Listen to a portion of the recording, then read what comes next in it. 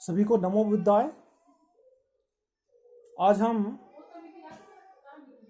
धर्म क्या है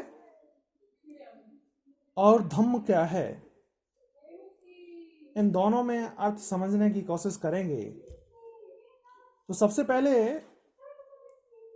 हम धर्म के बारे में चर्चा करते हैं।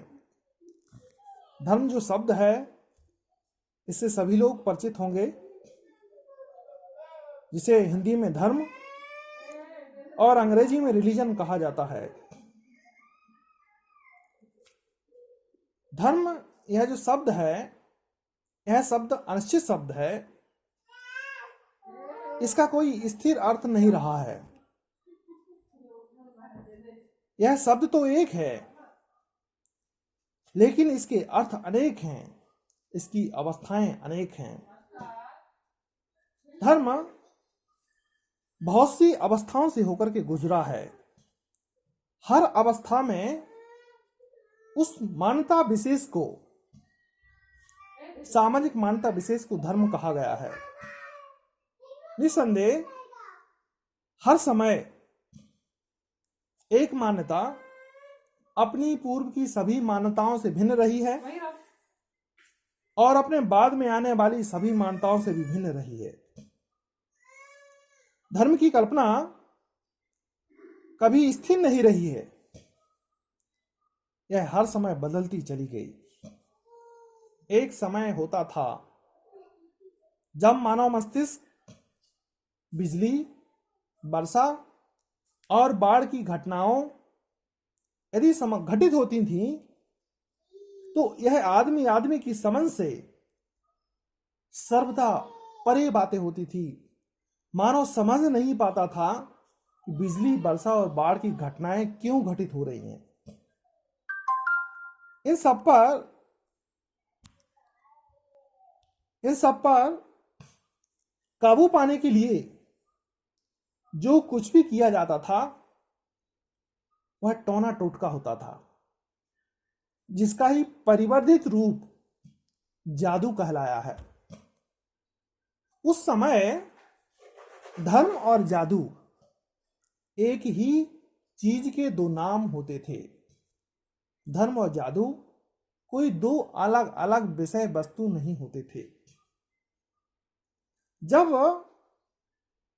धर्म की दूसरी अवस्था, धार्मिक विकास की दूसरी अवस्था आई, उस समय धर्म का मतलब हुआ आदमी के विश्वास, धार्मिक कर्मकांड, रीति रिवाज, विभिन्न प्रकार की प्रार्थनाएं और शक्ति को प्रसन्न करने के लिए बलियां दी जाने लगीं। यह जो धर्म का रूप था, यह धर्म का रूप व्युत्पन्न था, यानी उत्पन्न किया हुआ था। धर्म का केंद्र बिंदु विश्वास पर निर्भर करता रहा है कि संसार में कोई अलौकिक शक्ति है, शक्ति विशेष है, जिसके कारण संसार में सभी घटनाएं घटित हो रही हैं। ये जो संसार में घटनाएं घटित हो रही हैं, यह आदमी की समझ से परे बातें होती थीं। अब इस अवस्था में जादू का प्रभाव खत्म होता जा रहा था। आरंभ में यह जो शक्ति है, परमेश्वर की जो शक्ति है, वह शैतान का ही रूप मानी जाती थी, किंतु बाद में यह माना जाने लगा कि यह शैतान की शक्ति नहीं है, बल्कि यह शक्ति है, परमेश्वर की शक्ति है। इस प्रकार तरह तरह के विश्वास, कर्मकांड और इस परमेश्वर की शक्ति को प्रसन्न करने के लिए और उसके क्रोध स्वरूप को संतुष्ट करने के लिए विभिन्न प्रकार के विश्वास, प्रार्थनाएं, कर्मकांड आवश्यक माने जाने लगे। आगे चलकर यही शक्ति ईश्वर, परमात्मा या दुनिया को बनाने वाली कहलाई गई। इसी संबंध में विभिन्न प्रकार के मतों का प्रचलन दुनिया में हुआ। अब धर्म की मान्यता तीसरे रूप में आई कि आदमी को, मनुष्य को, जीवों को और इस दुनिया को, दोनों को पैदा करने वाला यह ईश्वर है, एक परमेश्वर की शक्ति है। और इस तीसरी अवस्था में, यह जब तीसरी अवस्था विकसित हुई तो यह भी माना जाने लगा कि हर आदमी की देह में एक आत्मा है, यानी जीव के शरीर में एक आत्मा है। आत्मा के द्वारा शरीर का संचालन किया जाता है। यह आत्मा नित्य है, यह परिवर्तनशील नहीं है, और यह आत्मा परमेश्वर का अंश है। आदमी जो कुछ भी भला बुरा काम करता है, उस आत्मा को ईश्वर के प्रति उसके लिए उत्तरदायी रहना पड़ता है। यानी जो भी काम आदमी करेगा, जब वह परमेश्वर के पास वो आत्मा जाएगी तो उसके प्रति जिम्मेदार रहेगी और उसी के कर्मों के अनुसार उसके भविष्य निर्धारित किया जाएगा। इसी थोड़े से शब्दों में यह धर्म की मान्यता के विकास का इतिहास है। अब धर्म का यही अर्थ हो गया है और अब धर्म से यही भावार्थ ग्रहण किया जाता है कि ईश्वर में विश्वास, आत्मा में विश्वास, ईश्वर की पूजा, आत्मा का सुधार और प्रार्थनाएं आदि करके ईश्वर को प्रसन्न रखा जाता है, ईश्वर को संतुष्ट रखा जाता है। यही धर्म की अवधारणा है। धर्म एक विचारधारा है जो मानव मन के अलौकिक पक्ष से उत्पन्न हुई है। मानव मन में लौकिक पक्ष और अलौकिक पक्ष दोनों पाए जाते हैं। अतः धर्म एवं धम्म दोनों ही मानव मन से उत्पन्न हुए हैं।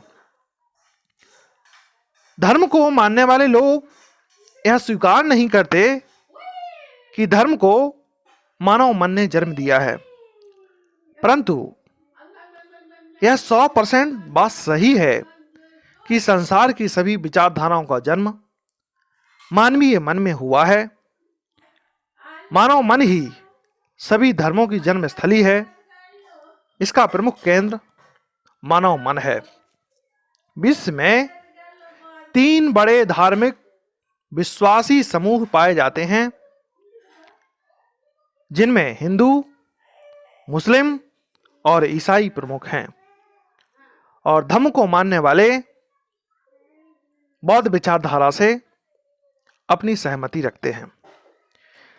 सवाल यह उठता है कि शक्तिशाली ईश्वर संसार में घटित हो रही विभिन्न प्रकार की घटनाओं को रोकने में या तो असक्षम है या उसकी सहमति से यह हो रहा है।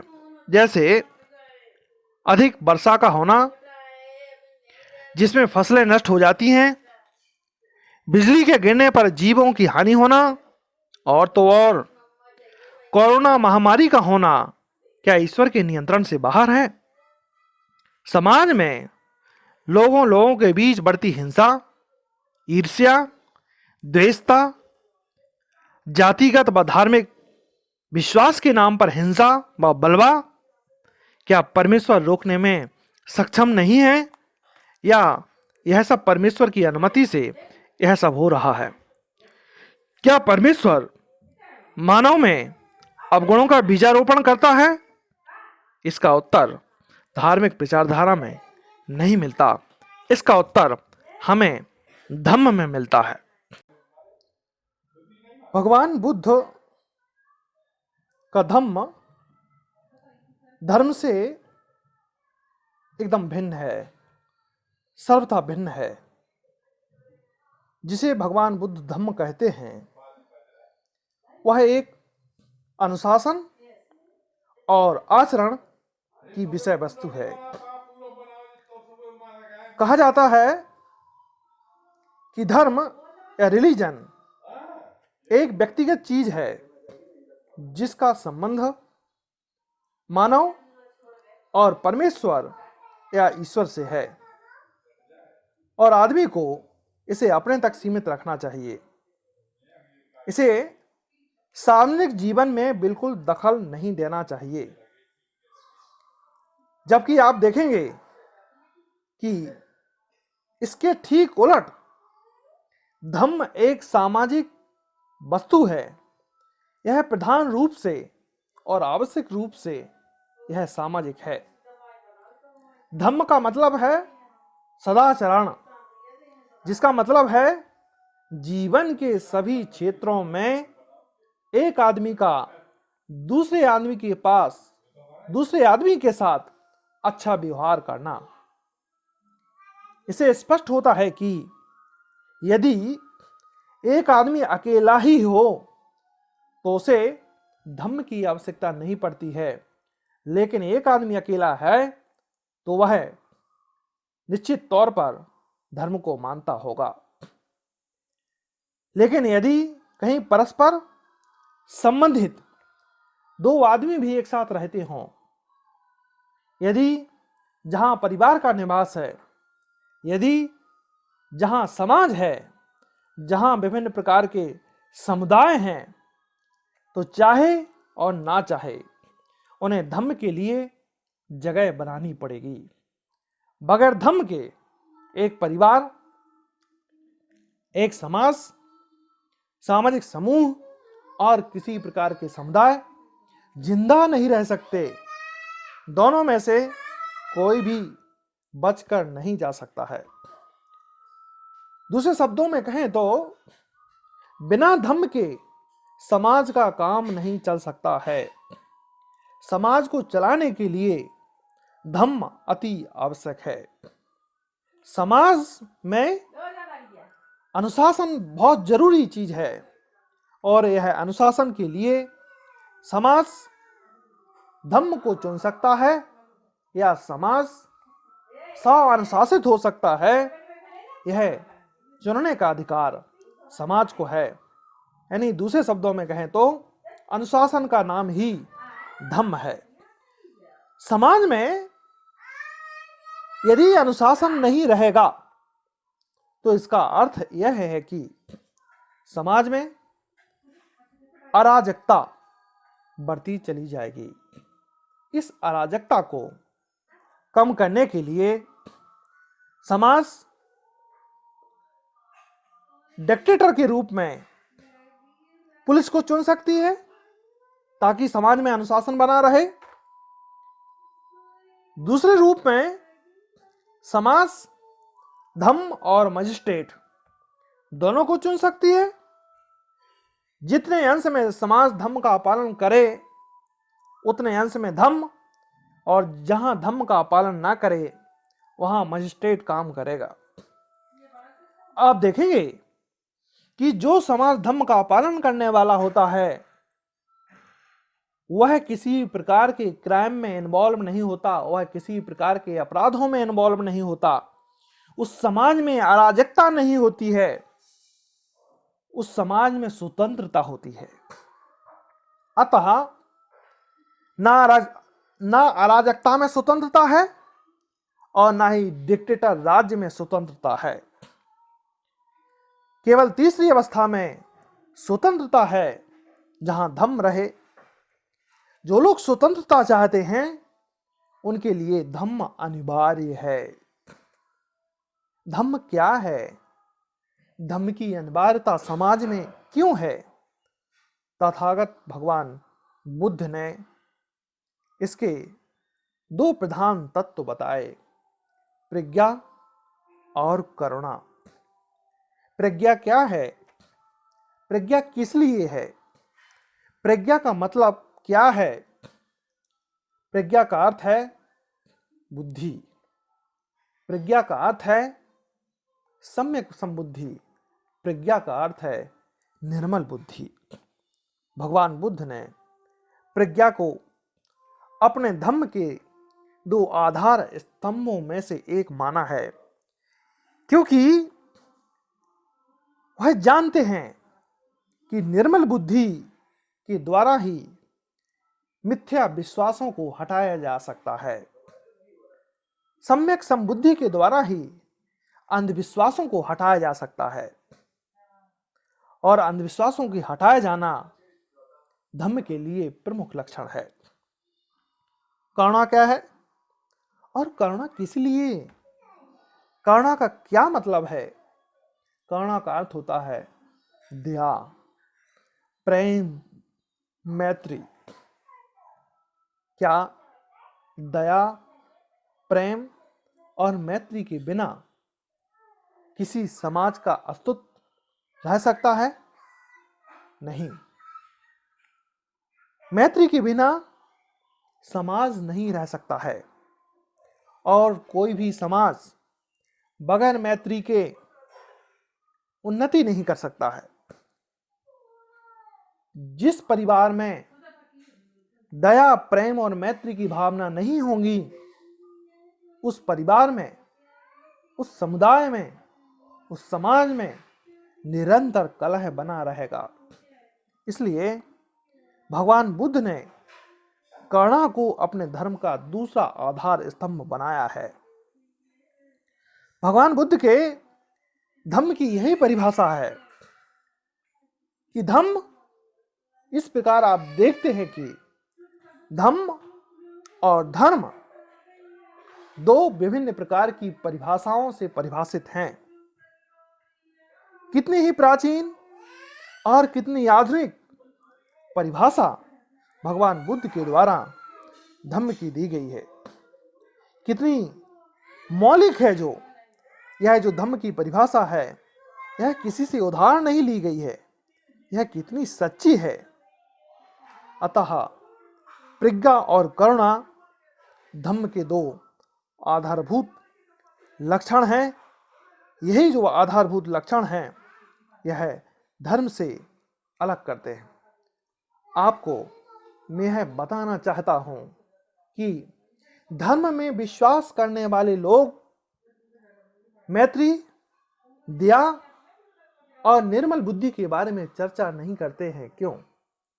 उन्हें लगता है कि हम जितने भी कोई भी अपराध करें, हम झूठ बोलें, हम चुगली करें, हम निरर्थक बातें करें, हम अवैज्ञानिकता की बातें करें, तमाम प्रकार के हम अपराध करने के बाद भगवान को खुश करने के लिए जो कर्मकांड किए जाते हैं, उन कर्मकांडों के द्वारा भगवान को हम खुश कर लेंगे और हमें समस्त पापों से मुक्ति मिल जाएगी। इसके विपरीत भगवान बुद्ध कहते हैं, नहीं, मनुष्य को अनुशासित जीवन व्यतीत करना चाहिए। मनुष्य को अपनी निर्मल बुद्धि के द्वारा मिथ्या विश्वासों को हटाने की आवश्यकता है। मनुष्य को दया, प्रेम और मैत्री भावना की जरूरत है, तभी यह समाज सम्यक समाज बन सकेगा, तभी मनुष्य के दुखों का नाश हो सकता है। नमो बुद्धाय, नमो बुद्धाय, नमो बुद्धाय।